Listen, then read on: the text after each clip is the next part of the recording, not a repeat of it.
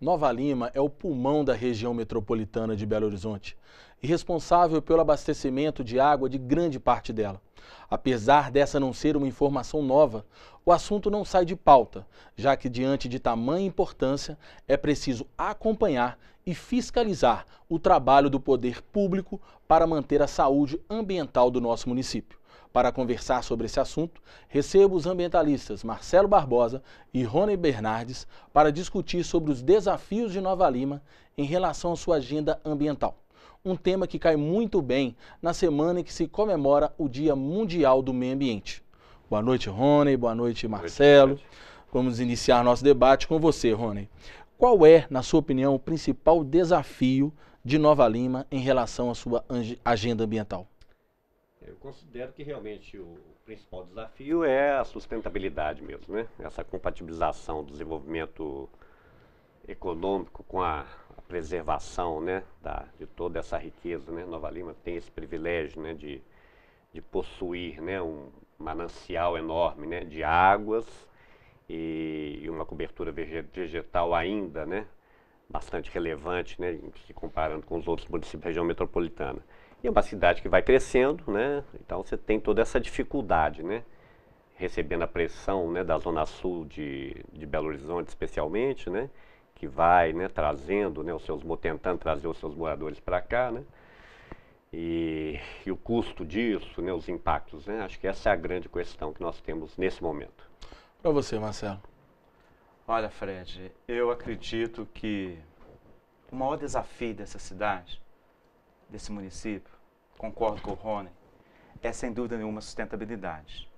Mas nós temos que compreender que a sustentabilidade ela só é viabilizada se nós tivermos 3 vertentes contempladas. Quais são essas vertentes? Desenvolvimento econômico, desenvolvimento social e preservação e conservação ambiental. Se qualquer uma dessas vertentes não existir, a sustentabilidade não existe. E nós podemos categoricamente dizer que as 3 no município não existem de fato. Nós pegarmos a econômica, nós veremos que há 300 anos essa cidade é dependente do fornecimento de commodities. O que são commodities? Matéria-prima. É a base da economia, setor primário. Então nós dependemos do minério de ferro. Está aí essa crise que é decorrente de quê? Nada mais do que a queda na cotação internacional do minério de ferro. Do ponto de vista da vertente social, investimento maciço em alfabetização ambiental nessa cidade, educação ambiental. Nós ainda temos uma imensa parcela da população que é analfabeta ambiental. E terceiro, a questão da conservação e da preservação ambiental. O que resta para essa cidade, para esse município, de cobertura vegetal, de mananciais, incluindo inclusive nascentes, que recebem esgoto de praticamente 100% do município, sem tratamento. Nós temos aí alguma outra estação de tratamento de esgoto que não suporta a carga que é gerada. E o centro urbano, o núcleo urbano, a cidade velha, a cidade histórica de Nova Lima, não tem tratamento algum. Ou seja, nós coletamos e lançamos no Rio das Velhas, in natura, 100% desse esgoto. Então, a sustentabilidade ela é um desafio que permeia vários outros desafios que nós temos que contemplar se quisermos ter uma cidade efetivamente sustentável. Ou seja, teremos vários assuntos para debater aqui hoje. Começando com você, Rony, como anda Nova Lima, qual etapa que Nova Lima está referente ao tratamento de esgoto, saneamento básico, que o Marcelo iniciou a fala? O Plano Municipal de Saneamento está em fase de discussão, né, com a sociedade civil, de elaboração e discussão, né? Já tiveram algumas audiências públicas, acho que a segunda rodada de audiências aconteceu na semana passada, eu até nem participei, não pude participar, mas a coisa está tomando esse caminho, né? Foi contratada uma empresa, né, que está fazendo esse diagnóstico, né, para a elaboração do Plano Municipal. E é uma condição, a elaboração desse plano municipal de saneamento é uma condição indispensável que tem que ser resolvido durante esse ano, né, dentro do ano de 2015 ainda, porque a partir do ano que vem, 2016, o município não receberá verbas federais se não tiver esse plano municipal estabelecido. Né? Se não tiver o plano estabelecido ou se não tiver o esgoto tratado? Não, ainda o plano. Houve uma aquiescência aos pedidos e aí permitiu-se que o plano só fosse suficiente, né? E, naturalmente, você tem verbas públicas, né, que permitem que a implementação do plano aconteça sem muita dificuldade, né? Porque esse é um interesse maior, né? Não é um interesse localizado só do município, né? No caso de Nova Lima, então, esse fato é absolutamente incontestável, né? Já que nós fornecemos, né, a água para uma grande região metropolitana do país, né? Então, só para o pessoal de casa entender, Nova Lima, como o Marcelo disse, a parte histórica dela, onde está o Jornal Banqueta, onde está a Cidade Velha, não existe tratamento de esgoto. Tratamento de esgoto existe na Vila da Serra, na região de Seis Pistas ali, e também no Jardim Canadá. Mas antes de se tratar o esgoto, é preciso fazer o Plano Municipal de Saneamento Básico, que o que acontece muito referente às questões ambientais anda com dificuldade, né, Marcelo? O que você tem a dizer a respeito desse plano de saneamento básico? Olha, eu vejo com bons olhos esse plano. A questão é que todo e qualquer planejamento, quando ele é feito, ele é totalmente construído por pessoas técnicas, capacitadas, qualificadas para fazê-lo. Nós não podemos cair no mesmo erro que ocorreu com o nosso famigerado plano diretor, no qual uma empresa renomada, com grande experiência na elaboração de planos diretor, fez um plano interessante. Entretanto, no percurso da elaboração até a aprovação dele pela Câmara Municipal e pelo sancionamento desse plano pelo Executivo, criou-se um Frankenstein, criou-se um monstro em que vários setores da sociedade foram aviltados os seus direitos em contrapartida de se contemplar setores econômicos, como, por exemplo, o setor imobiliário. Então, eu espero que esse plano municipal de saneamento ele seja tecnicamente elaborado e que seja tecnicamente executado. Como que a população pode atuar nessa área aí? Olha, é algo muito interessante a sua pergunta, porque a nossa experiência em participação popular nesse município, infelizmente, não é bacana. Não é a ideal. Uhum. O que aconteceu? Quando nós tivemos, por exemplo, as audiências do plano diretor... Plano diretor, nós estamos falando de que ano, Marcelo? Para situar... 2007. 2007, É, né? exatamente. Na gestão ainda do Carlinhos Rodrigues. Isso. O que ocorreu? Convocou-se população para participar das audiências públicas e a hora que você chegava nos locais, por exemplo, Teatro Municipal, vazio. Quem estava lá? Políticos, setor econômico, que tinha interesses diretos na questão, Uhum.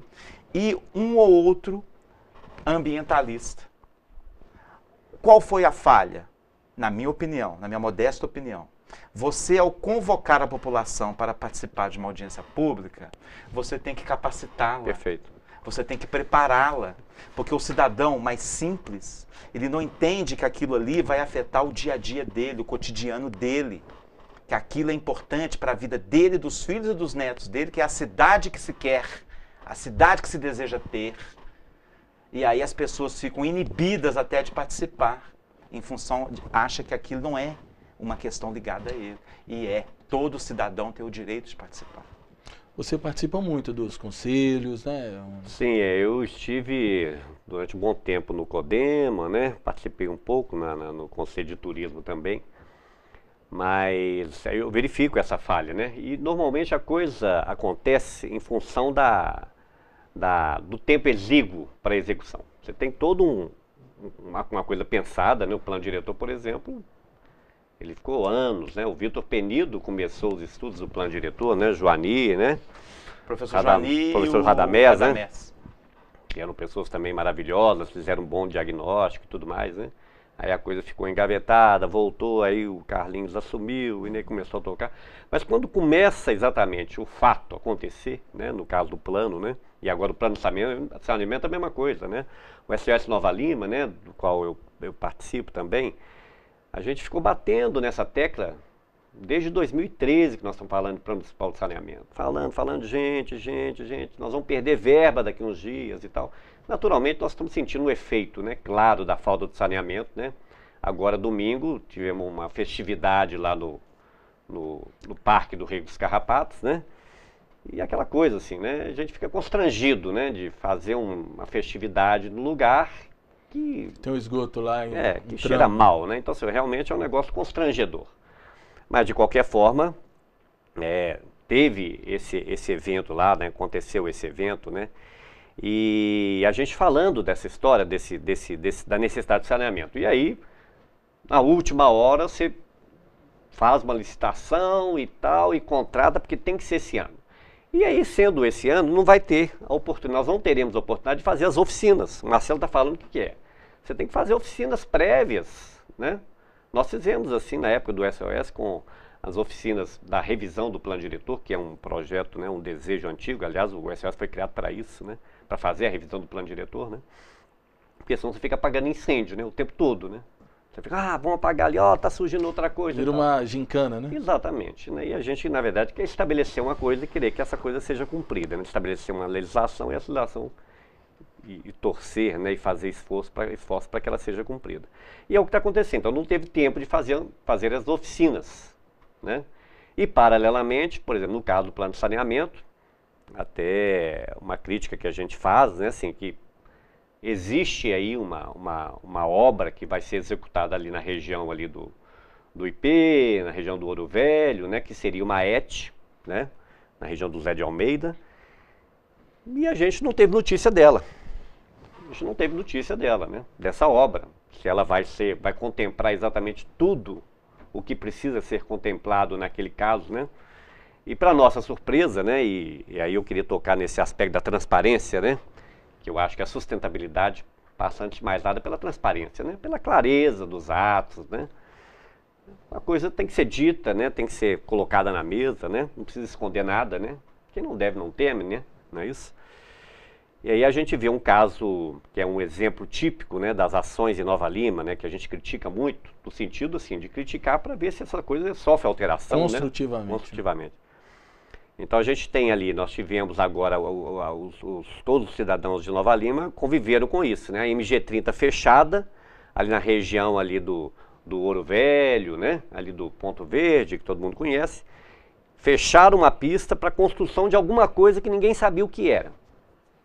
Alguns sabiam, né? Que era um supermercado, não sabia o que era, se era BH, se era Supernossa, não tínhamos clareza, não tinha uma placa qualquer, uma obra imensa, né?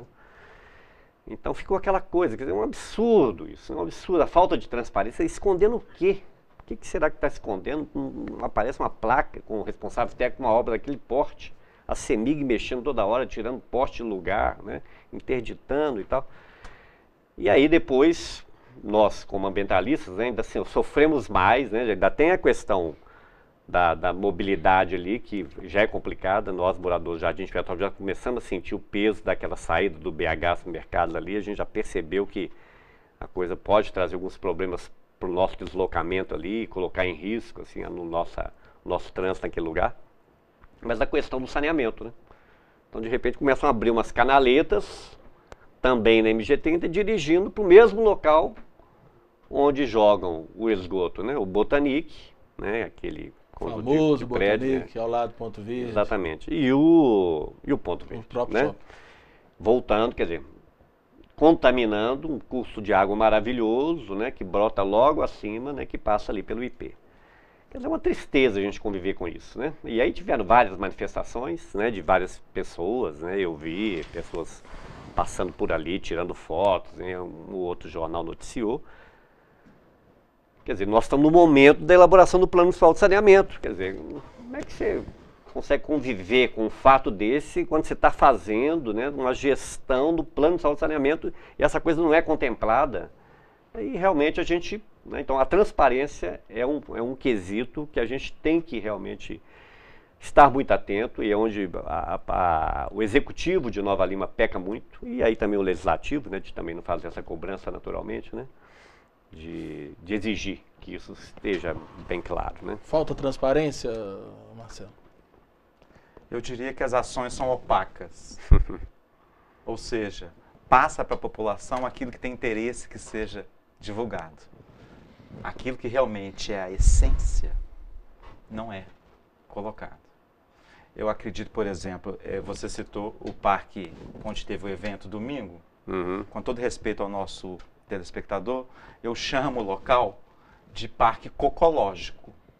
Porque como você pode ter uma unidade de conservação, que você está indo ali para desfrutar de todos os atributos ambientais que ela pode oferecer para o visitante, para o usuário, e você chega lá, você tem arame farpado, você tem erosão, você tem fezes, urina, esgoto numa unidade de conservação e que está ali, ó, há tempos, há décadas, sem uma intervenção, sem colocar um interceptor para retirar. E que recebeu muitos recursos, né, para isso. Eu costumo dizer que, infelizmente, é muito triste que eu sou novalimense, eu amo essa cidade, é muito triste eu dizer isso, mas eu fiz um levantamento, inclusive com dados do Ministério Público, eu poderia dizer a você que o Rego dos Carrapatos, ali é um carrapatoduto, ou um carrapatogate. O que tem de medida compensatória de grandes empreendimentos imobiliários, direcionado para aquele local, e que efetivamente a gente vê o quê? Aquela sede foi construída, ficou bacana, a Sala Verde. Mas são coisas que são direcionadas para ali e que efetivamente não condizem com a legislação. Por quê? Quando se estabelece uma medida compensatória de um empreendimento, você tem regras, valores que são colocados para ser realmente uma medida compensatória. O que eu estou querendo dizer? No caso, por exemplo, desses empreendimentos na MG30, desse condomínio que você falou, vertical. O Botanic. Eu tive acesso a uma documentação. Tem medidas compensatórias ali que são instalar 2 fossas sépticas em residências particulares. Pô, absurdo. Um apartamento de R$500 mil, um apartamento. Quantos são ali eu não sei, mas imaginem quantos. Cada um a R$500 mil, R$400 mil, seja o que for, se não for mais do que isso, a cotação dele atualmente. E aí, a medida compensatória é colocar 2 fossas sépticas. Eu vi casos de medida compensatória de empreendimento de pintar o canteiro central da Avenida Presidente Kennedy. É algo, sinceramente, é insano. É insano. Te pedir um minutinho, Marcelo.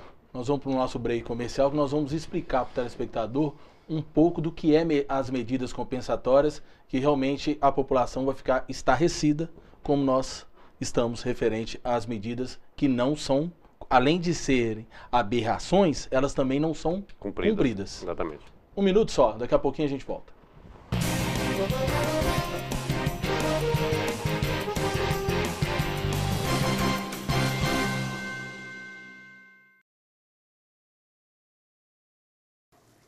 Julinha, não esquece o casaco. Julinha, não esquece o protetor solar. Julinha, não esquece de escovar os dentes. Você que está sempre se lembrando de proteger sua filha, não pode se esquecer da vacinação contra o HPV para meninas de 9 a 11 anos. Ela previne o câncer do colo de útero, que afeta 15 mil mulheres todos os anos. Procure uma unidade de saúde do SUS ou fique atenta ao período de vacinação nas escolas. Vacinação contra o HPV, proteção para a menina, saúde para a mulher. O mosquito da dengue está mais perigoso. Agora, ele transmite também a chikungunya, uma doença que, como a dengue, causa febre, dor de cabeça, dor atrás dos olhos e dores ainda mais fortes nas articulações. Mas uma coisa não muda: a forma como combatemos os focos do mosquito. Por isso, fique sempre atento. Mobilize sua família e seus vizinhos e elimine os criadouros do mosquito. Dengue e chikungunya. O perigo aumentou e a responsabilidade de todos também. Regina, você não acredita o quanto a gente economizou de energia e dinheiro hoje. Sério, amor? Sério? Eu vi aqui que se a gente mudar o chuveiro do quente pro morno, a gente economiza um montão, mãe. Eu também, meu banho super rapidinho, viu? Morno, né, Gabi? Lógico. Eu também. Ah, você tem que economizar no tempo agora, né, Beto? Ah, então quem mais economizou aqui foi o patrão, ó. Que nem banho tomou hoje, né? Consumo consciente de energia. Use o bom senso. Governo Federal. O governo federal está fazendo cortes nos gastos e ajustando suas despesas às receitas, como qualquer família faz quando as despesas crescem mais do que a renda. Agora, é importante que você saiba que esses ajustes são urgentes e necessários para preservarmos as conquistas dos últimos anos. Milhões de famílias saíram da extrema pobreza. Milhões de brasileiros realizaram o sonho da casa própria. Milhões de jovens conseguiram acesso ao ensino superior e aos cursos profissionalizantes. Os ajustes são fundamentais para que o Brasil reequilibre suas contas e avance no caminho do crescimento, com inflação sob controle, geração de mais empregos, mais renda e novas oportunidades para todos. Os ajustes são temporários, mas os seus resultados serão permanentes. Saiba mais, brasil.gov.br. Brasil. Ajustar para avançar.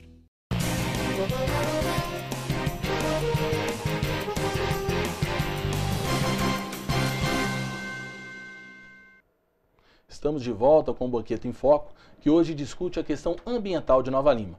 Estamos recebendo os ambientalistas Marcelo Barbosa e o Rony Bernardes. No último bloco, a gente estava falando sobre medidas compensatórias. O que são medidas compensatórias? Gostaria de explicar para você de uma forma não tão ambiental como vocês, mas para as pessoas entenderem. Esses prédios que a gente viu nos últimos anos, que foram aprovados na região das 6 Pistas, agora no Vale do Sereno, são aprovados como? Chega a construtora e fala com a prefeitura, com a Câmara, com o Conselho do Meio Ambiente, que é o CODEMA, que vai construir ali uma torre de X andares. Aí o CODEMA discute e fala com a construtora: você vai ter licença para construir esse prédio, mas você terá que construir uma estação de tratamento de esgoto em tal local.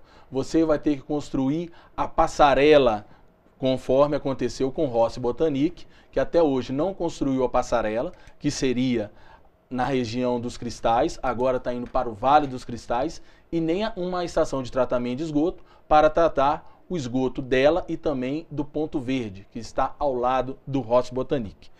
E dentro disso, é um pedido que eu aproveito para fazer no ar, ao vivo, para a nossa promotora do meio ambiente, Andressa Lanchotti, Rony e Marcelo, que a gente, quanto jornal, cobramos dela sempre.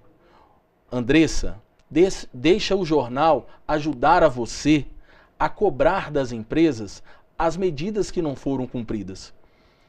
Tem anos, mais de 2, 3 anos, que a gente não consegue essa relação.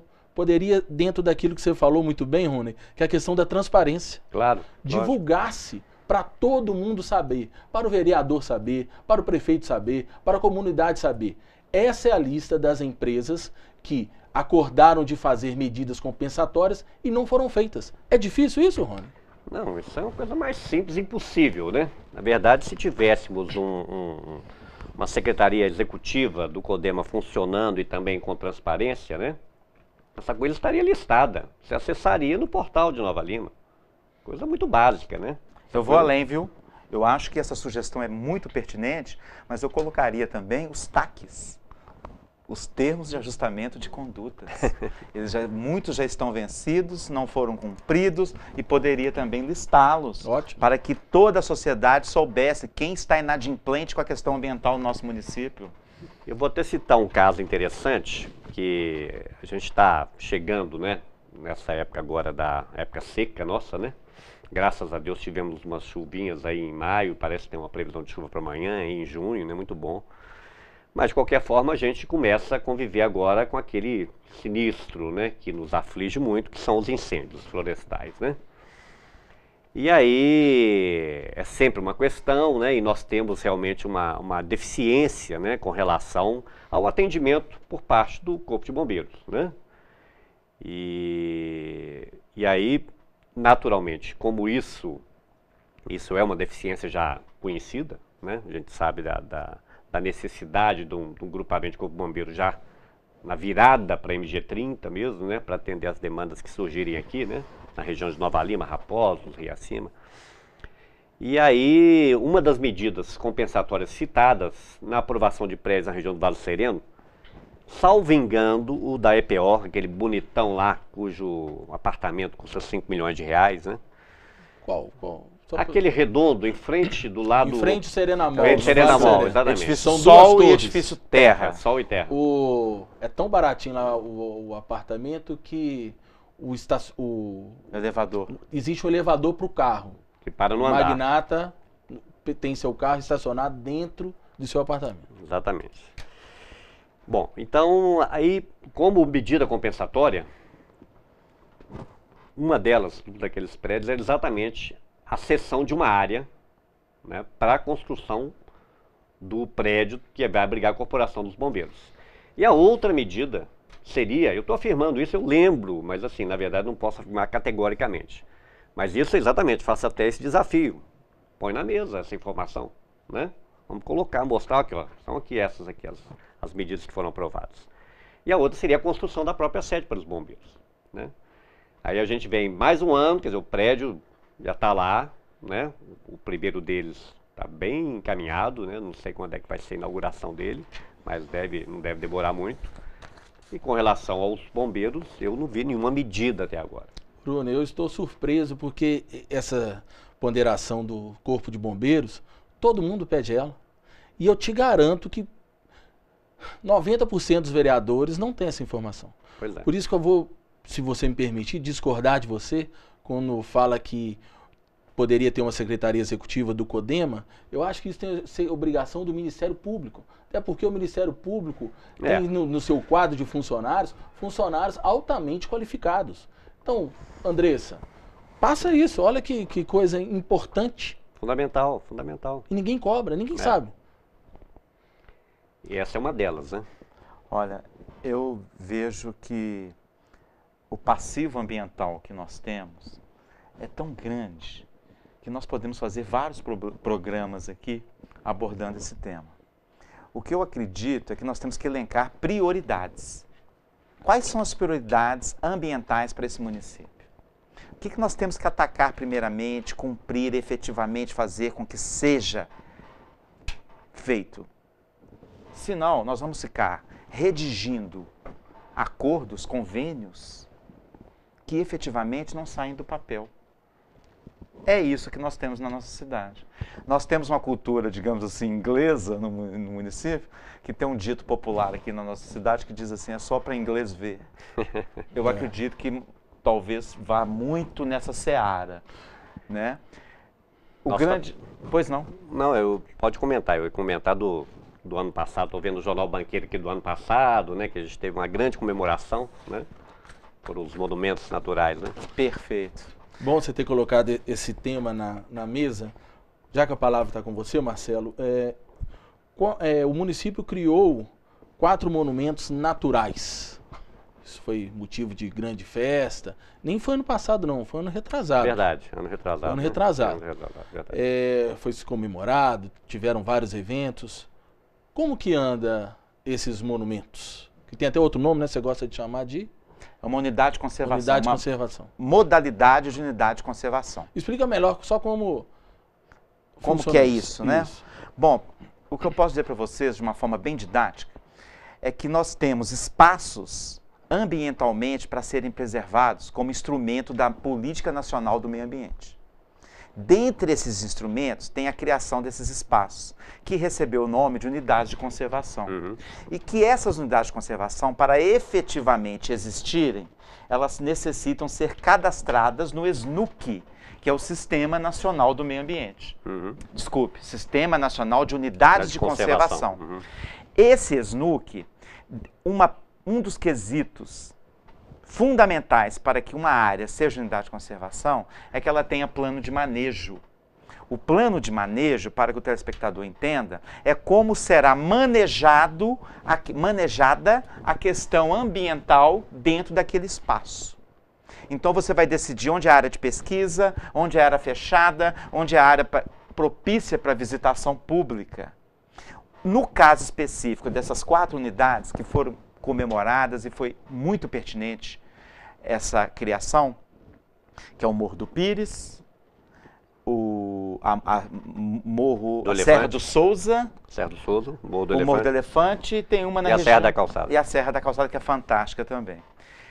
O que acontece? Monumento natural. Por que se chama monumento natural? Porque tem uma beleza singular, uma beleza rara, uma formação que não é em qualquer lugar que se tem. A beleza cênica que compõe aquilo ali. E a gente que conhece, reconhece que é verdade. Quem anda por esses morros, essas serras, essas colinas, sabe da beleza que é aquilo ali. E agregado a isso, nós temos a flora e nós temos a fauna, que muitas delas, inclusive, endêmicas. Semana passada eu estive fazendo um trajeto de 15 horas da Serra do Curral, passando por toda a região aqui do micro-rio das Velhas, e nós vimos cactos, algumas cactáceas que são endêmicas e que só existem aqui. Porque nós estamos num ecótone. O que é ecótone? É uma transição de biomas. Então aqui nós temos um local que é a transição do bioma Mata Atlântica para o bioma Cerrado. Então é de uma importância, de uma singularidade enorme. Mas o monumento natural, ele diz o quê? É aberto à visitação pública, conforme estabelece o plano de manejo. E tem que haver uma quiescência dos proprietários com o objetivo da unidade de conservação, no caso, monumento natural. Caso não haja uma concordância do uso, é necessário a desapropriação. E o que nós estamos assistindo? Para mim é até surpresa, já tem 2 anos. Há 2 anos foram criados os monumentos, mas a população, a sociedade, não se apropriou efetivamente desse espaço para usufruir dessa beleza. Ou seja, nós não temos ainda as regras definidas para visitarmos o local. Portanto, não tem plano de manejo. Se não tem plano de manejo, continua apenas o ofício, o documento, porque na prática ele não é uma unidade de conservação, então. Até a questão de apropriar, né? Essa coisa da apropriação é fundamental, né? No caso ali, aquela área verde, né? Que nós resgatamos, né, na época o movimento, né, conseguiu fazer em frente à polícia, né? E não apropriamos a área verde está lá. O que colocou? Colocou uma placa da polícia militar lá. A única coisa que tem lá naquela área verde, quer dizer. E a gente já deu várias ideias, inclusive o estabelecimento de uma feirinha, né, aquela feira de produtos artesanais e agroecológicos, né, que de Nova Lima, de orgânicos também. A gente sugeriu que fosse lá, né, que você teria um ponto de passagem, um fluxo. Praticamente todo o município dessa região, né, do centro histórico, né, vários condomínios no entorno, né, você criaria uma aproximação entre, né, as pessoas que vivem na periferia, né, que Nova Lima tem essa coisa da periferia rica, né, então os condomínios, né, e com o centro, né, com os produtores de vários lugares, né, tem produtor de macacos, tem produtor de Honório Bicalho, né, Santa Rita, tem de vários lugares, né? Eu estou lá no Jardim de Petrópolis também com produção.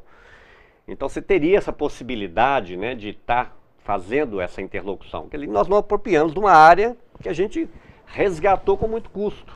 Com muita dificuldade. Com muito custo, com muita dificuldade. Até um exemplo de que com a população mobilizada a gente consegue resolver as coisas. Eu acho que nessa direção, inclusive, foi ótimo você ter falado nisso, nós temos uma outra questão em Nova Lima, na região, melhor dizendo, que é fundamental. Aqui eu cito uma grande pessoa, um companheiro, alguém que escolheu Nova Lima para viver, para criar sua família, que ama essa cidade, que poderia ter uma contribuição fantástica, aliás, já tem uma contribuição fantástica para Nova Lima, que é o Júlio Grilo. Ele pesquisou, desenvolveu e propôs a criação do corredor ecológico Velhas Paraupeba, unificando fragmentos de áreas ambientalmente ainda relativamente muito preservadas, unificando para que haja fluxo de animais, que é a fauna, e dispersão de sementes da flora, interligando desde a região daqui de Nova Lima até a região da bacia do Paraupebas, ou seja, 2 bacias hidrográficas importantes para o Rio. E é o único ponto de conexão. Para o Rio São Francisco, sendo o único ponto de conexão. Um negócio assim que foi uma proposta que foi elogiada por segmentos científicos do Brasil e de fora do Brasil. E não andou. Interesses econômicos, interesses imobiliários. Respirar fundo aqui. É difícil, eu sei que dói. Estão emperrando isso aí. Então eu pergunto a você, a pergunta básica quando o professor Jorge Wilhelm, que foi o coordenador do plano diretor, o proprietário da empresa que fez o trabalho, ele falou assim, para todos nós cidadãos novalimenses, a primeira pergunta que eu faço quando eu chego numa cidade como essa para propor um trabalho tão denso como esse, é perguntar ao cidadão o quê? Que cidade você quer ter? Que Nova Lima nós queremos? E nisso, aí que entra aqueles vários desafios que no início do programa nós falamos, que perpassa por questões como educação ambiental. Se o cidadão é analfabeto ambiental, ele não vai poder opinar qual é a cidade que ele quer ter. Qual é que forma, que direcionamento econômico, que tipo de vida essa cidade propõe para os seus cidadãos. Para não ficar essa coisa que eu diria, até já que nós temos o nosso fabuloso Augusto de Lima, que além de tudo foi poeta, ele recebeu o título de Corifeu do Parnaso, ou seja, não ficar vendo a questão ambiental, né, Rony, meu amigo Fred, nossos telespectadores, não ficar com essa questão ambiental como se fosse uma questão romântica. Não se trata de romantismo, não se trata de proselitismo, de coisas bucólicas, se trata de qualidade de vida. Dentro disso que você está falando, de sair um pouco para a pessoa não entender que é só discurso, não é só uma coisa poética, quando você falou de corredor ecológico, que liga a bacia do Velhas, a pessoa fica um pouco sem situar. Vou te pedir mais um minuto, que no próximo bloco nós vamos falar sobre corredor ecológico. Um exemplo aqui na MG 030 para a população entender a importância de um corredor ecológico. Um minuto só.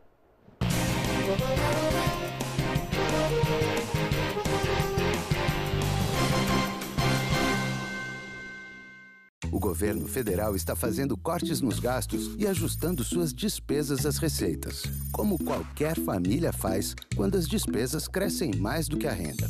Agora, é importante que você saiba que esses ajustes são urgentes e necessários para preservarmos as conquistas dos últimos anos. Milhões de famílias saíram da extrema pobreza. Milhões de brasileiros realizaram o sonho da casa própria. Milhões de jovens conseguiram acesso ao ensino superior e aos cursos profissionalizantes. Os ajustes são fundamentais para que o Brasil reequilibre suas contas e avance no caminho do crescimento, com inflação sob controle, geração de mais empregos, mais renda e novas oportunidades para todos. Os ajustes são temporários, mas os seus resultados serão permanentes. Saiba mais, brasil.gov.br. Brasil. Ajustar para avançar. Regina, você não acredita o quanto a gente economizou de energia e dinheiro hoje. Sério, amor? Sério? Eu vi aqui que se a gente mudar o chuveiro do quente pro morno, a gente economiza um montão, mãe. E eu também, meu banho super rapidinho, viu? Morno, né, Gabi? Lógico. Eu também. Nossa, tem que economizar no tempo agora, né, Beto? Então quem mais economizou aqui foi o patrão, ó. Que nem banho tomou hoje, né? Que nojo! Consumo consciente de energia. Use o bom senso. Governo Federal. O governo federal está fazendo cortes nos gastos e ajustando suas despesas às receitas, como qualquer família faz quando as despesas crescem mais do que a renda. Agora, é importante que você saiba que esses ajustes são urgentes e necessários para preservarmos as conquistas dos últimos anos. Milhões de famílias saíram da extrema pobreza. Milhões de brasileiros realizaram o sonho da casa própria. Milhões de jovens conseguiram acesso ao ensino superior e aos cursos profissionalizantes. Os ajustes são fundamentais para que o Brasil reequilibre suas contas e avance no caminho do crescimento, com inflação sob controle, geração de mais empregos, mais renda e novas oportunidades para todos. Os ajustes são temporários, mas os seus resultados serão permanentes. Saiba mais, brasil.gov.br. Brasil. Ajustar para avançar. Regina, você não acredita o quanto a gente economizou de energia e dinheiro hoje. Sério, amor? Sério? É, eu vi aqui que se a gente mudar o chuveiro do quente pro morno, a gente economiza um montão, mãe. E eu também, meu banho super rapidinho, viu? Morno, né, Gabi? Lógico. É, eu também. Ah, você tem que economizar no tempo agora, né, Beto? Ah, então quem mais economizou aqui foi o patrão, ó. Que nem banho tomou hoje, né? Consumo consciente de energia. Use o bom senso. Governo Federal. O mosquito da dengue está mais perigoso. Agora, ele transmite também a chikungunya, uma doença que, como a dengue, causa febre, dor de cabeça, dor atrás dos olhos e dores ainda mais fortes nas articulações. Mas uma coisa não muda: a forma como combatemos os focos do mosquito. Por isso, fique sempre atento. Mobilize sua família e seus vizinhos e elimine os criadores do mosquito. Dengue e chikungunya. O perigo aumentou e a responsabilidade de todos também. Julinha, não esquece o casaco. Julinha, não esquece o protetor solar. Julinha, não esquece de escovar os dentes. Você que está sempre se lembrando de proteger sua filha, não pode se esquecer da vacinação contra o HPV para meninas de 9 a 11 anos. Ela previne o câncer do colo de útero, que afeta 15 mil mulheres todos os anos. Procure uma unidade de saúde do SUS ou fique atenta ao período de vacinação nas escolas. Vacinação contra o HPV. Proteção para a menina, saúde para a mulher.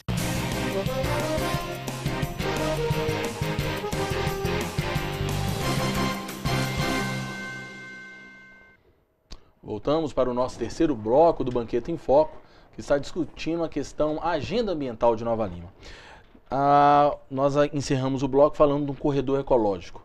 Rony, dê um exemplo de que é um corredor ecológico para o nosso telespectador. Pois é, um corredor ecológico, né? Eu vou chamar a atenção aqui para o corredor ecológico que a gente está querendo implantar, né, no município de Nova Lima, que é o corredor ecológico do Vale do Mutuca, né? O Vale do Mutuca é aquele vale, né, onde passa exatamente o Ribeirão Mutuca, né? Ali no Vila Del Rey. Ele, na verdade, começa na 040, na direção ali do Jardim Canadá, né? E passa ali dentro, tem vários condomínios ali, são dezenas de condomínios, eu não sei quantos, talvez uns 20 condomínios que tem ali. Tem clubes também, né? E a gente conhece bem aquele lugar, né? E está bem preservado ali, apesar de todas as habitações e tal, né? Um desvio ou outro, mas no geral o córrego está bem protegido, né? E quando ele chega, né? Quando ele vai chegando e vai, na verdade, ele vai encontrar com o córrego do Estrangulado, que vem ali do Vale do Sereno.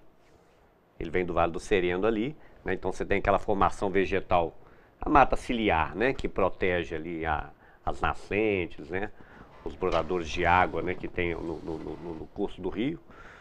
E ele encontra ali com o Estrangulado, o Vale do Mutuca, vem o Cristais também, né, tá vindo o Cristais também. E aí você tem aquele caminho ali, é o caminho por onde a fauna vai transitar. Chega, né? até ali próximo aí ele vai... a ET do... Exatamente. Do mau cheiro. A gente chama ali de a curva do Pum Eterno, né? Quer dizer, espero que não seja eterno. Mas de qualquer maneira, naquela passagem, né? Aquela passagem ali, se a fauna, né? Qualquer animal, vamos pensar aí um felino, né? Um gato do mato, ou mesmo uma jaguatirica, né? Que conseguir chegar ali, ela consegue atravessar e chegar no Jambreiro. No Vale do Jambreiro, na Mata do Jambreiro, e aí ela está abrigada, né? Então ela consegue fazer essa transição. E aquele ali é o ponto, é o único ponto que resta. Não tem mais contato. Para fazer conexão. Para fazer conexão, porque senão o resto tem estrada. A 040 não tem nenhum animal que vai ser louco de atravessar uma 040, né? Então ele passa ali por baixo do viaduto do Mutuca, né? Onde era a antiga estrada velha, né? A 040 passava ali antes daquele viaduto novo. Passa ali por baixo e tal. E é um corredor, né, da fauna, estou falando da fauna, mas a flora também, né, a dispersão. E aí a gente tem um fato que é muito triste, né, que esse projeto, né, do corredor ecológico, né, que foi abraçado por todos os ambientalistas, né, todo mundo achou maravilhoso, inclusive, mesmo porque seria o primeiro corredor ecológico de uma região metropolitana, né, que era uma coisa única no Brasil, inclusive. E aí a gente fazendo toda aquela gestão, conversando na Câmara, né, um esforço muito especial do pessoal do Promutuca, né, principalmente, né, o pessoal também do Vale dos Cristais também fazendo um grande esforço nesse sentido. E aí, de repente, o projeto que já estava na Câmara volta para o Executivo e fala, está faltando algum detalhe. Faltando algum detalhe, volta o projeto depois de um ano, ficar ali engavetado naturalmente, né. Ele volta para o Executivo e aí, paralelamente, está lá, para no Executivo, de repente, sai um novo empreendimento ali. Com um dedo do Executivo, salvo engano. Detalhe, um empreendimento imobiliário. Imobiliário, exatamente. Eu ia colorir, você já coloriu, né? Mas um grande empreendimento, que é o Belágio, né? O Fred sabe muito bem. Belágio. Que ele acaba com essa possibilidade de estabelecer o corredor ecológico ali. Entendeu? Acabou. É pá de cal naquela história. Quer dizer, é um absurdo a gente pensar isso, sabe? Pensar isso, né? E acho que é bom puxar essa conversa agora na Semana do Meio Ambiente, né? Porque aquilo ali, inclusive aquela estrada, a estrada aqui seria o traçado, né, anterior proposto, né, pelo Vitor Penin na época da ampliação, da duplicação da MG30. Ele passa ali, né? Os telespectadores conseguem visualizar, né? Logo à direita, depois do Ville de Montagne, que é aquele último condomínio que tem do lado direito da MG30, depois que passa a polícia, né? Tem lá o Ville de Montagne, tem uma estrada à direita. É uma alça, né? Exatamente. Você sobe ali e vai na crista mesmo, do morro e tal, e sai lá onde deu problema, que sai no Jardim da Torre, né? Que é um aglomerado de casas, né? Um pequeno bairro que talvez não suportaria mesmo a densidade, né? O volume de carros que seriam carregados para lá. Então a proposta que a gente tem qual que é? De fazer daquela estrada uma estrada de prática de esportes não motorizados. Então você teria aquela estrada ali, com uma estrada parque mesmo, né, com alguns belvederes, alguns mirantes, com alguns parques para as crianças. E você podia ter ciclista descendo, vindo lá, em vez de... Hoje você vê ciclista descendo pela MG30. É um perigo aquilo, eu acho perigoso demais, né? Mas eles descem ali pela MG30, né? Você tem caminhantes pela MG30. Né? Não tem espaço para caminhantes. Pessoas fazendo atividades físicas, exatamente, né? É uma coisa muito comum. Então você teria aquilo ali para cavalgadas, para bicicleta, caminhantes, né? Esportes não motorizados em geral. Então você teria essa possibilidade ali e você daria um ganho para a cidade, né? Agrega valor. Eu acho que o principal é agregar valor a certas atividades no município. Porque você pode gerar emprego e renda com a questão ambiental, com a questão turística.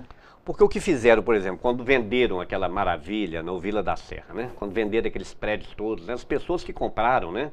Com a vista definitiva, que foi uma grande mentira, né? Acho que não sei quem tem vista definitiva ali de verde ali, talvez no Gran Líder Olympus, alguns têm, né? Que já saem no prédio do lado. Mas eles ficaram ilhados, né? Ou você tem no seu próprio condomínio uma área de lazer comum, ou então você não tem para onde correr. Não tem para onde correr.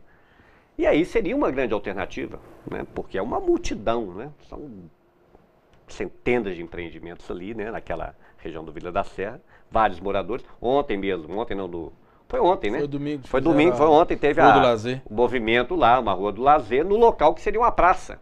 Pequeno que seja, pelo menos uma praça, no mínimo uma praça, e nem isso, né? E aí estão tentando vender aquela área, aquela história, né? Então houve um movimento nesse sentido. E eu quero até conclamar os moradores daquela região para a gente fazer um movimento no sentido de apoderar daquele lugar. Apropriar. Apropriar. Apropriar, né? Perfeito. Então, daquele lugar, daquela estrada, né? Daquela estrada que ficou parada, né? E a gente faria uma recuperação nesse sentido mesmo, né? Então, esse empreendimento, além de ter inviabilizado o corredor ecológico, fugindo um pouco da área ambiental, entrando também na questão da mobilidade urbana e do plano diretor, deve ser o próximo tema que a gente deve conversar, esse empreendimento também inviabilizou, por exemplo, de se fazer uma outra estrada para desafogar um pouco o trânsito MG-030. Poderia ser uma alternativa também. Eu acho muito bacana isso que você coloca, mas eu gostaria, antes de entrar nessa questão, nessa seara, eu gostaria de pontuar o corredor ecológico para que o telespectador entenda. Qual que é a importância de um corredor ecológico? É que ele propicia o fluxo de animais. Se você tem animais confinados em pequenas manchas de vegetação, você acaba fazendo com que esses animais se reproduzam entre si. E ao reproduzir entre si, o conceito de biodiversidade, ele inclui inclusive a variabilidade genética. É aquela história, você vai reproduzir com um parente muito próximo seu, a possibilidade de doenças congênitas estarem ali são muito fortes. Então acaba levando a espécie à extinção. Daí a importância do corredor ecológico, que ele vai viabilizar o fluxo de um animal para que ele possa reproduzir com outro que não é da família dele, da espécie dele, diretamente. A mesma coisa com os vegetais, de que ponto de vista? Garantir a perpetuação de determinadas espécies botânicas que estão confinadas em ambientes que estão sujeitos, por exemplo, à especulação imobiliária. Exatamente. Né? Endêmicas, né? Para entender isso, da importância desse corredor ecológico. Dentro do corredor ecológico, dentro da especulação imobiliária, como se encontra-se a revisão do plano diretor, Rony? Pois é, a revisão do plano diretor, essa coisa está bem empacada, né? Porque a questão da gestão, né, do executivo, né? Fica essa história aí, né, de um processo, né, que realmente é uma faca no pescoço, né, do prefeito Cassim, né, realmente é uma situação muito delicada. Então acho que isso atrapalha essa gestão, realmente atrapalha essa gestão. Mas de qualquer maneira, ele foi contratado, né, a Fundação Israel Pinheiro, né, se está encarregada de fazer esse processo de revisão. Foram feitas algumas audiências públicas já, né, começando pelas áreas de diretrizes especiais, né. Então tem áreas de diretrizes especiais do Alphaville, áreas de diretrizes especiais da região do Vila da Serra, e foi apresentado um primeiro diagnóstico, né? Foi o primeiro diagnóstico, né? Até que essa gestão ali dentro da Secretaria de Planejamento, né? Tá bem bacana, estão dando publicidade, né? O Conselho de Cidades tem recebido essas informações e tal. Bom, pelo menos estava, né? As informações estavam chegando. Agora eu não sei se o Conselho de Cidades tem se reunido com a regularidade que estava se reunindo anteriormente, né? Tem que se cumprir o regimento. Pois é. Aquela história. Você cria o conselho e não cumpre regimentalmente o que ele coloca, para que ter o conselho? Pois é. Né? Mas o certo é que assim, aí a revisão, ela está nesse caminho, né? Teve esse diagnóstico foi apresentado, não apresentado publicamente, né, como audiência pública, né? Mas ele foi apresentado, foi disponibilizado para várias pessoas e tudo mais, e tá aí. Mas assim, a coisa não está realmente caminhando. E o que a gente verifica, né, é que você tem essa legislação Frankenstein que o Marcelo citou aí, né, que acabou sendo nesse plano diretor, né? Ela acabou gerando essas desconformidades todas, essa coisa mal colocada. Nós temos que deixar bem claro que o plano foi bem feito. Ele foi Exatamente, descaracterizado por interesses durante a tramitação dele até a aprovação e até a sanção. Perfeito. Ele chegou bacana na Câmara e a Câmara alterou e o prefeito, na época, o Carlinhos, sancionou. Sem vetos. Detalhe, segundo informações, sem vetos. Pois é, e o certo é que aí, com base nesse plano diretor, as coisas continuam acontecendo, né? A gente até pediu, foi um dos pedidos do movimento na época, foi uma moratória, né? O que a gente quer. Então, ó, se não vai fazer a revisão, então não se aprova mais nada. Isso era interessante porque, primeiro que não tinha necessidade de aprovar mais nada, né? Pelo amor de Deus, a quantidade de prédio construído, de habitação vazia que tem nessa cidade, pelo menos naquela região ali, eu estou falando de lugares onde existe realmente uma grande pressão mesmo, né? Que é aquela região ali do Vila da Serra, o Vale do Sereno também, que agora entrou no jogo, né? A grande joia. Pois é. Então, você não tem necessidade. A habitação você não precisa, absolutamente de forma nenhuma. Você fala para alta renda, né? Não tem. Claro. Deixei muito claro. Ali, lá né? em cima. Apartamentos daquele patamar lá, né? Que não são pro nosso bico, vamos dizer assim, né? Mas, de qualquer maneira, então você não tem essa pressão. Você podia tranquilamente decretar uma moratória, não tinha o menor problema. Aí você teria até a própria pressão dos empreendedores imobiliários, que vão correr com esse negócio aí, vão correr que eu quero que esse negócio resolva. Pronto, nós temos pressa também, nós também temos urgência. Então, nossa expectativa é que isso acontecesse. De fato, não aconteceu, agora está aí, né? Eu acho que assim, está devagar, né? Está devagar a questão da revisão, e aí a gente, né, esbarra, né? E nós estávamos conversando um pouco antes sobre a questão do dever de casa, né? Então são vários deveres de casa, né, que o município tem que fazer, que não está fazendo, e que vai comprometendo. E ficam fazendo aleatoriamente. Agora, por exemplo, a questão desse convênio firmado com a Prefeitura de Riacima, Raposos, né, do Itabirito, né, Ouro Preto, né, do Alto Rio das Velhas, né? Mas não faz o dever de casa aqui em Nova Lima, gente. Esses empreendimentos imobiliários soterraram centenas de nascentes. Dezenas eu conheço algumas que foram soterradas. Acredito, como tem mais, posso dizer que foram centenas, né? Não estão mapeadas, não estão controladas. Lá no Jardim de Petrópolis a gente recebe essa pressão lá, estamos lá no movimento, até com um novo caso agora. Então, assim, tem essa coisa do dever de casa. O Marcelo falou, né, do plano de manejo dos monumentos naturais. Gente, o próprio Rego dos Carrapatos. Cadê o plano de manejo do Rego dos Carrapatos? Então, assim, vamos fazer isso primeiro, né? Depois a gente... Olha, e gente tem, viu? Gente qualificada, com boa intenção de querer ajudar. Tem, com certeza, nossa, tem gente demais aí disponível. Com relação a essa questão do plano diretor, nós temos que entender o seguinte, nós chegamos numa determinada questão que criou-se um nó. Um nó. Em que sentido? Nós temos os interesses imobiliários na região, nós temos os interesses minerários na região e nós temos os interesses do cidadão.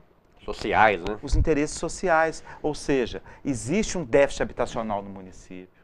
A mobilidade urbana é algo que tem que ser tratado urgentemente nesse município. Isso aqui vai travar. Essa cidade, do ponto de vista de mobilidade, vai ficar travada. Não demora. Lembrando que daqui um ano e meio, tem o maior prédio de BH ou de Minas Gerais, que é ali na esquina Concórdia, ali da Vila da Serra. Ali. No Trevo, onde era o chalezinho. Aí vai parar. Ali. E detalhe, comercial. O prédio são 40 andares comerciais. Soma-se a isso o quê? Tudo isso, essa questão do plano diretor que o Rony abordou com muita propriedade, ele acaba trazendo efeitos colaterais para todos os setores. Claro. Então você vê hoje, por exemplo, em Nova Lima, você não tem uma política habitacional adequada. É lógico que tem um ou outro, pontualmente, você tem uma ou outra ação, como recentemente nós temos aí o Padre João Marcelino, que são 160 unidades, mas há quantos anos que não sai nada? E é pífio no sentido de que não contempla o déficit. E aí fica essa questão de se não decide o plano diretor, e aí nós temos um dos principais efeitos colaterais. Por quê? Infelizmente, Nova Lima, até por questão dos nossos próprios mandatários, é decantada em verso e prosa na mídia, como uma cidade de excelente qualidade de vida. Mas quem está aqui sabe a qualidade de vida, não é mesmo? Qualidade de vida maravilhosa, isso, aquilo, é uma cidade que eu fico assim, é Shangri-La. Eu quero ir morar lá, que eu não conheço essa cidade, não. Mas o que acontece? Aí nós temos, por exemplo, invasões de terras. Nós temos terras públicas e terras privadas sendo de forma contumaz, sendo de forma recorrente invadidas. É muito triste você ver uma área relativamente preservada, você vê os micos, você vê os coelhinhos selvagens, dentre outras espécies da sua fauna, sendo sacrificados, com barracos surgindo. Não que essas pessoas sejam as culpadas, elas são vítimas de um sistema perverso que é excludente, que prioriza ocupações, como você disse, para alta renda, em detrimento de cuidar da questão social, daqueles que não têm essa renda e que precisam também habitar, né? Agora, em contrapartida, nós temos também, em função dessa verso e prosa que se falam de Nova Lima na mídia, nós atraímos populações. Perfeito. Atraímos populações que vêm para cá como se fosse um Eldorado. E aí chegam aqui, além de habitação, essas populações vão demandar serviços. Vão demandar coleta de lixo, vão demandar escola, saúde, captação de esgoto. E aí? Eu pergunto, então, o grande desafio que eu coloco para as autoridades constituídas do nosso município, sabe qual é? Quem ama Nova Lima não vende Nova Lima. Eu não vendo minha cidade, mas estão vendendo a nossa cidade. E a preços exorbitantes. Desde que você falou de invasões, os nossos políticos não gostam quando a gente fala que em Nova Lima tem favela sim. Porque se vende que Nova Lima é a única cidade da região metropolitana que não tem favela. Ô, meu amigo, é muito triste eu falar isso, assim, se pedir para eu provar, se alguém exigir que eu prove. Eu não tenho como provar, mas as informações que chegam até a mim, porque muitas pessoas me procuram por ver como uma certa liderança ambiental. Eu acredito que ocorra isso com você também, né, Rony? Com certeza. Às vezes algum papel que é do poder público, do executivo, eles acham que nós, como cidadãos, que trabalhamos com essa questão, que lutamos por ela, temos o poder de solucionar. Nós mesmos, no jornal, recorremos sempre a vocês. Sabe o que acontece, Fred? Eu tive informações fidedignas de que políticos mandaram invadir gente que veio de Contagem, da região de Contagem, de outros locais depois de Contagem, vieram para cá, sendo coordenadamente trazidos, desde que transferissem os votos, o domicílio eleitoral, o título de eleitor fosse transferido. Isso é por isso que eu estou dizendo, além da questão da alta renda, desses apartamentos, dessas moradias para pessoas de alto poder aquisitivo, nós ainda usamos essas pessoas pobres, carentes, que necessitam de um local para morar, do ponto de vista eleitoral. Então, não vendam Nova Lima. Esse é o apelo que eu faço. Não vendam a cidade que eu amo, a cidade que eu escolhi para meus filhos viverem. Marcelo e Rony, nós vamos para o nosso último bloco e vamos falar do lixo. Bacana. Que é um tema muito importante também. Um minuto só e vamos para o nosso último bloco. Infelizmente, o último.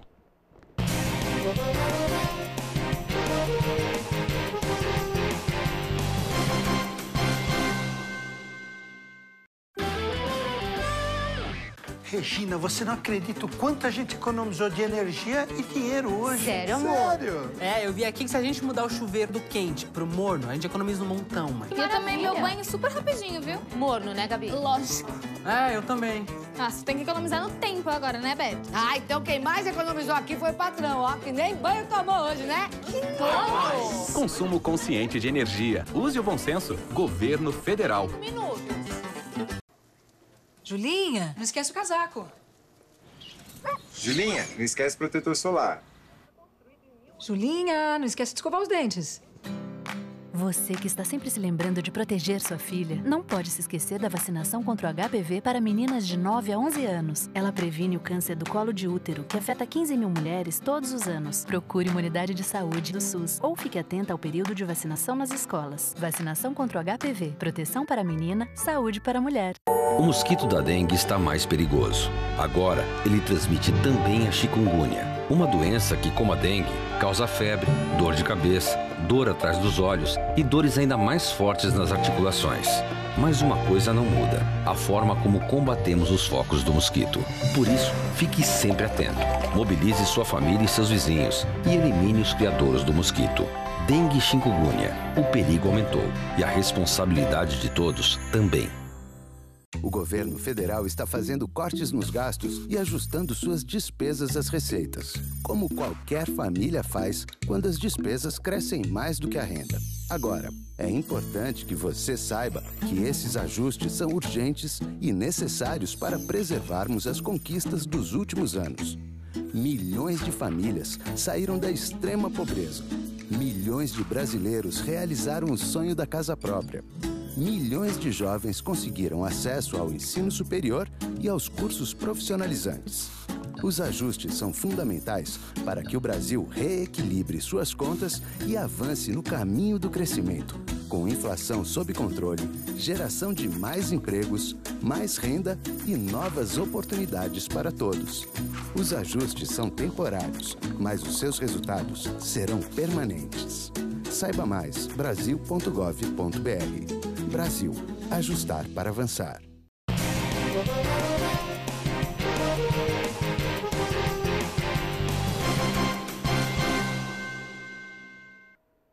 Chegamos ao nosso último bloco do Banquete em Foco de hoje, que está debatendo a questão ambiental da cidade. Rony, como que anda a questão dos resíduos sólidos em Nova Lima? Pois é, você passou para mim, mas realmente acho que quem conhece bem essa história é o Marcelo Barbosa. Mas de qualquer maneira, o que a gente sabe, né? A gente tem... Não temos, né? Nós temos aí uma pequena associação de catadores de recicláveis, né? O Léo, grande amigo, né? Com a turma turma dele lá, uma turma boa, né? Um movimento bastante interessante, né? De longa data, mas que patinando, né? Porque não tem o apoio, aquela dificuldade. A prefeitura é muito cômodo, né? Resolve as cartas. Pois é, exatamente. E aí você tem, quer dizer, você não dá conta da demanda, né? De um lixo riquíssimo, né? Que temos à mão, né? Que podia ser separado. Aí você tem o transporte dele, né? Até Sabará, com uma pequena parada ali na região ali da estrada de Sabará mesmo, né? Estado de Nova Lima, Sabará, né? Então você tem essa coisa, o resíduo sólido é tratado dessa maneira hoje, né? E vendido por quilo mesmo, né? O transporte, né? Pago a empresa que ganhou a licitação, né? E ela recebe pelo quilo de lixo que ela transporta, né? E leva para Sabará. Quer dizer, isso é a gente falou, né? Começando da sustentabilidade, né? O primeiro pontapé inicial da nossa conversa, né? E esse é mais um outro ponto de que essa coisa sai completamente, né? Você perde, né? Recurso, perde dinheiro, né? Gasta-se dinheiro com manancial, uma coisa que e tecnologia temos demais já, né, disponível para isso. Perfeito. Completa aí, Marcelo. Bom, eu acredito que seja necessário a gente fazer um histórico da questão dos resíduos sólidos, que é o nome que se dá tecnicamente à produção do lixo no nosso município. Historicamente, nós tivemos, durante um bom período no nosso município, a coleta indiscriminada do lixo. Ou seja, você colocava lixo domiciliar, né, que é o lixo público, o lixo hospitalar e o lixo industrial junto. E depositava onde? No Morro do Galo, por mais de 30 anos. Até que um louco que passou por essa cidade, como nós temos o dom de importar algumas pessoas muito interessantes para essa cidade, que assumiu um determinado cargo e resolveu fazer uma terraplanagem no lixão do Galo. E sabe o que aconteceu? Foi interessante que foi na época do Natal, eu ri demais, se não fosse trágico, né? Porque o volume de lixo de mais de 30 anos que estava ali, ele acabou descendo para dentro do rio. E o caminho do Rio das Velhas, as margens do Rio das Velhas, até Sabará, mas em Raposa eu acho que foi muito nítido, as árvores pareciam que eram árvores de Natal, só que as bolas que enfeitavam eram sacolas de lixo. Um negócio trágico. Hoje foi desativado por uma série de ações legais do Ministério Público e etc, etc. Órgãos ambientais do Estado exigiram o fechamento do lixão do Galo. Mas o chorume continua escoando para dentro do Rio das Velhas. Para o telespectador que não entende, que não tem o conhecimento, o chorume é aquele líquido que é fruto da decomposição do lixo por bactérias. Ele é cerca de 400 vezes mais contaminante que o próprio esgoto. Olha o potencial contaminante para a ictiofauna, que são os peixes, toda a fauna e a flora desses mananciais. Mas aí o governo anterior, um dos governos anteriores, licenciou um aterro sanitário na mina d'água. Local completamente inadequado. Eu estive lá com o pessoal do Instituto de Criminalística, com o perito, e nós vimos rios temporários nascentes. E um dos requisitos técnicos para se construir um aterro sanitário é exatamente a ausência absoluta desse tipo de atributo. Mas foi feito assim mesmo. Só que o governo do Estado o órgão ambiental do Estado condenou o aterro. Ou seja, se investiu, gastou dinheiro público. Está lá embargado. E está lá sem poder operar diante de alguns ajustes sérios que têm que ser feitos, adequações técnicas que têm que ser feitas para que ele possa entrar em operação. O município, há mais de uma década, então, resolve fazer o quê? Coletar o nosso resíduo sólido, ou seja, o nosso lixo, fez do local do aterro sanitário apenas uma estação de transbordo. Desativou. Ele está embargado mesmo, não pode utilizar. Então colocou lá uma estação onde o lixo todo é coletado, é disposto ali em containers, e aí vem outra empresa, aí tem uma empresa que coleta e deixa lá. Depois vem uma outra empresa para recolher e levar para o aterro privado de Sabará. E detalhe, como o Rony bem disse, nós pagamos por peso. Então, todo o resíduo sólido que é produzido no município de Nova Lima, ele é aterrado num local privado, tecnicamente licenciado, mas se cobra da municipalidade, em última instância, lá na ponta do cidadão, seu, meu, de qualquer cidadão novalimense, o custo disso, que é exorbitante. Eu acredito que com muito menos do que já se pagou nessa mais de uma década, mandando esse resíduo sólido, esse lixo para lá, já teria feito todas as adequações, todos os ajustes necessários para que nós tivéssemos o nosso aterro sanitário funcionando. O aterro Quer dizer, não é sustentável, é um modelo que é insustentável.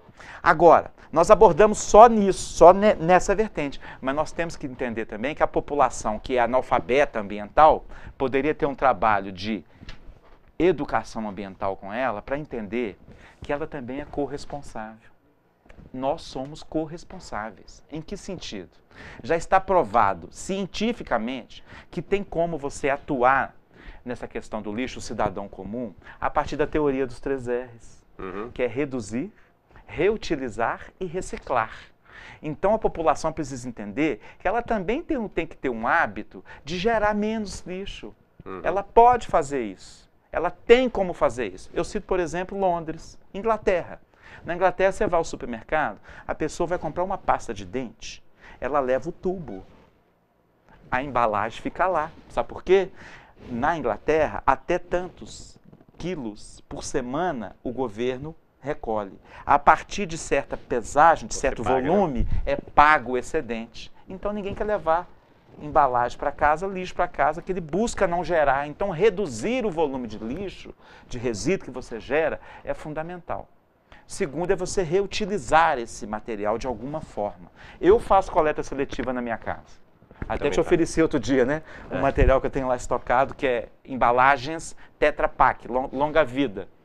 Eu ofereci se ele conhecia alguém que pudesse, deve ter mais de 3.000, cortadinho, lavadinho, pronto para ser reutilizado. O que nós temos que entender? É viável? É. Mas para que isso ocorra, tem que ter mobilização. Essa mobilização passa pelo poder público e pela sociedade. Só essa interação vai ser viável resolver essa questão. Agora, que nós precisamos urgentemente colocar em funcionamento o nosso aterro sanitário, isso é inegável. Você vai ficar pagando por quilo, por tonelada. Acho que todos nós já devemos, qualquer novalimense, ao ir para deslocar para Belo Horizonte, para outra região aí que passa pela MG30, aqueles gigantes contêineres em carretas, levando o nosso resíduo. Primeiro que eu me sinto envergonhado. Eu me sinto muito envergonhado como novalimense, de nosso município não ter a capacidade de ter uma gestão do seu resíduo sólido. E um município que se fala que tem uma das melhores qualidades de vida do Brasil, de Minas, eu acho que é o maior, que não tem tratamento de esgoto, que não tem um aterro sanitário, que a coleta seletiva o município encosta na ASCAP, que é a Associação dos Catadores.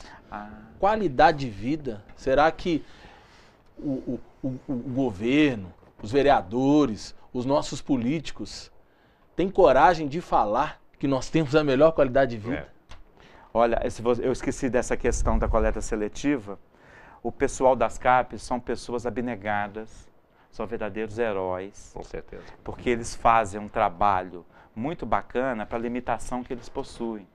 Eles possuem uma limitação de logística, de pessoal, né? E nós temos, inclusive, pessoas, empresas privadas que trabalham com reciclagem em Nova Lima e que estão completamente alijadas do processo e que poderiam estar interagindo. Eu disse aqui que eu faço coleta seletiva na minha casa, meus filhos, um de 8 anos, um de 5, já até saíram na banqueta com o trabalho deles, né? Na comemoração do Dia do Meio Ambiente.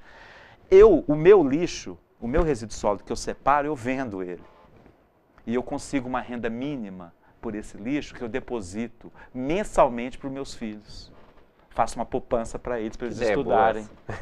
Entendeu? São as atitudes que a população precisa. Olha, veja bem, agora, eu vendo para uma instituição privada que tem dentro de Nova Lima, que poucos sabem, é o Isaac, um abnegado, uma pessoa fantástica, que está aí fora do processo, que poderia interagir com isso, trazendo sugestões, otimizando o processo da seletividade. Qual que é a grande importância da coleta seletiva no município? É porque ela retira materiais que seriam descartados e aterrados num determinado local, aumentando a vida útil do aterro. Por quê? Você vai tirar materiais que você vai poder reintroduzir no circuito produtivo e não vai ocupar espaço lá no aterro. Então esse aterro, você tem, por exemplo, ele foi projetado com uma vida útil de 25 anos, ele passa a ter, se a coleta seletiva for bem feita, 40 anos. Ou seja, todos ganham. Verdade. Todos ganham.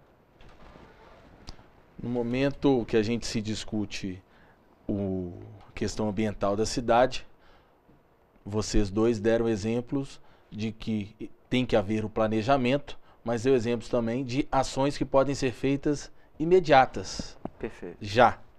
Encerrando o nosso programa, você quer deixar alguma mensagem para o nosso telespectador? Eu quero aproveitar esse gancho do Marcelo, que é essa coisa, né? O Marcelo é professor, né? E ele tem esse chamado, né, muito direto para as pessoas, né?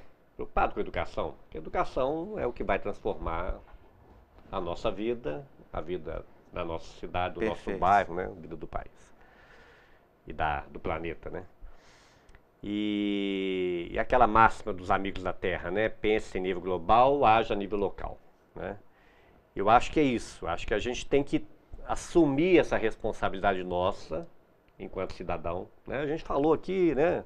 Falando das questões, né? Das pessoas que nos governam, né? Que estão na administração municipal, né?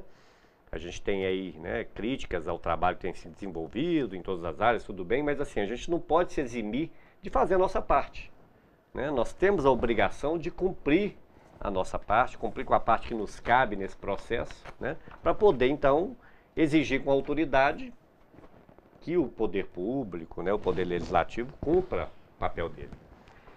E eu acho, eu queria chamar, né, ao telespectador a essa reflexão, né? O que eu posso fazer onde eu estou? Eu estou até com uma camisa aqui lá do Jardim de Petrópolis. Nós estamos de novo lutando pela preservação da Mata Atlântica lá, né? Lá, você conhece bem lá, Marcelo também conhece, né? Aquela exuberância, né? Então, assim, ali, exatamente onde você tem ali a Mata Atlântica começando, né? Em estágio médio avançado de regeneração. E qualquer pessoa para construir lá, se você tem um terreno, você não consegue construir. Você tem que pedir uma autorização para o IEF, que demora 2, 3 anos e tal. E quando muito, hoje estão liberando, os terrenos são de 5 mil metros no mínimo, liberam 800 metros quadrados, né? E aí chegou lá um empreendedor de um Aras lá enorme, quis estabelecer um Aras lá no lugar e simplesmente dizimou a mata dos 2 terrenos que ele tinha.